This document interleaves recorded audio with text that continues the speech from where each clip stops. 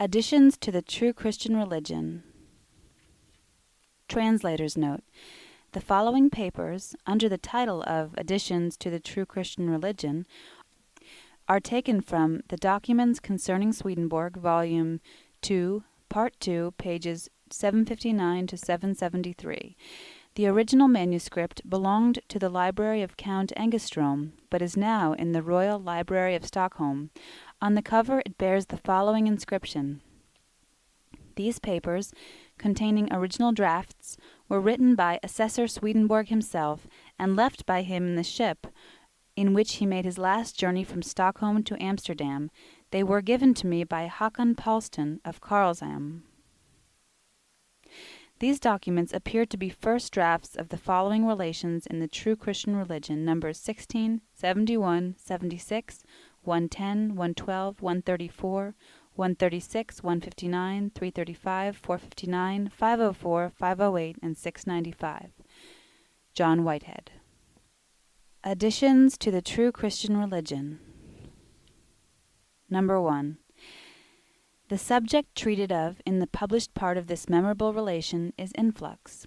Swedenborg states there, in an assembly of wise men in the spiritual world, that men at the present day know nothing of an influx from the spiritual into the natural world. Afterwards he called the attention of the angels to some of the wonders that are produced by this influx, and then continues in the unpublished manuscript as follows. Afterward we discussed various other subjects, and I remarked in connection with hell that none of all the things which are in heaven are seen in hell, but that opposite things only appear there, because the affections of the love which prevails there, which are lusts of evil, are opposed to the affections of that love in which the angels of heaven are. In hell, therefore, there appear generally deserts, and in these birds of night, dragons, owls, bats, and in addition wolves, tigers, leopards, rats, and mice, and all kinds of poisonous serpents and crocodiles. And where there is an appearance of grass, it is found to consist of briars, thorns, thistles, and of some poisonous plants, which breathe a deadly odor into the air. And in another direction there are heaps of stones, and stagnant pools in which are croaking frogs. All these are likewise correspondences, but as said above, they are correspondences of the affections of an evil love, and thus lusts. But these things are not created by God, nor are they created by him in the natural world, where similar things exist, for all things created by God are good. On the earth they were created at the same time that hell was created, and this exists from men who, by averting themselves from God, became devils and Satans. As these terrible things, however, wounded the ears, we turned our thoughts away from them, and directed them to those things which we had seen in heaven. In respect to miracles, I told them that all the things which appear in the three kingdoms of nature are produced by an influx from the spiritual into the natural world, and considered in themselves are miracles, although on account of their familiar aspect and their annual recurrence, they do not appear as such. I told them further that they should know that the miracles which are recorded in the Word likewise took place by an influx out of the prior into the posterior world, and that they were produced by an introduction of such things as are in the spiritual world into corresponding things in the natural world. For example, that the manna which every morning descended upon the camp of the children of Israel was produced by bread from heaven, being introduced into the recipient vessels of nature. That in like manner bread and fishes were thus introduced into the baskets of the apostles, which they distributed to so many thousands of men. Again, that wine out of heaven was instilled into the water in the pots at the wedding where the Lord was present.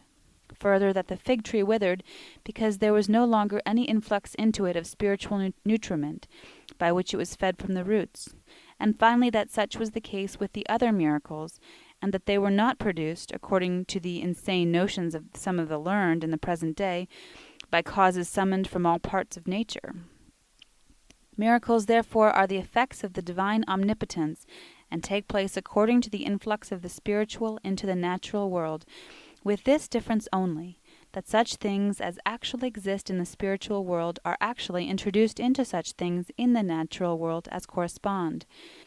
And I finally concluded that the cause of such things being done and being possible is due to the divine omnipotence, which is meant by the finger of God, by which the Lord produced his miracles. After I had finished my explanation, the angels kissed me for what I had told them, and said they would occasionally invite me to their assemblies. I thanked them and promised to return whenever the Lord would grant me permission to do so.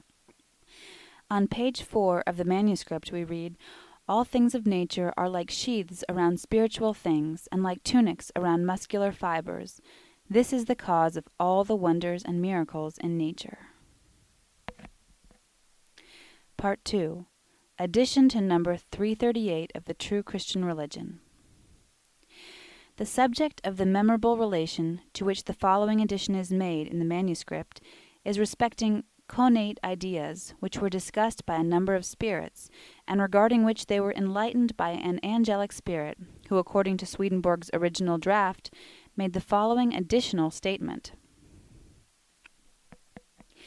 Afterwards, the angelic spirit spoke to them. "I will propound to you an additional problem, which you may consider and solve. Is man an animal, that is, a living being, like the beasts, or can he become such an animal? In many things the two act alike, but altogether from a different origin. Man is formed from thought, but a beast from no thought, whence I conclude that man is not an animal, unless you call him a rational animal, while a beast is a brute animal, into which no rationality can ever be infused. I maintain, therefore, that man is not a brute animal like the beasts." The same difference, he said, exists between these two as between a precious and a common stone, and a precious and a common metal, neither of which can be changed into the other. Further, the same distinction is between them as between the fruits of a superior and an inferior tree, and between the fungi or mushrooms growing out of damp ground, some of which are useful and others useless. Again, he said, the difference is as between oil and water, which cannot be mixed. After saying this, he went away, and I returned home.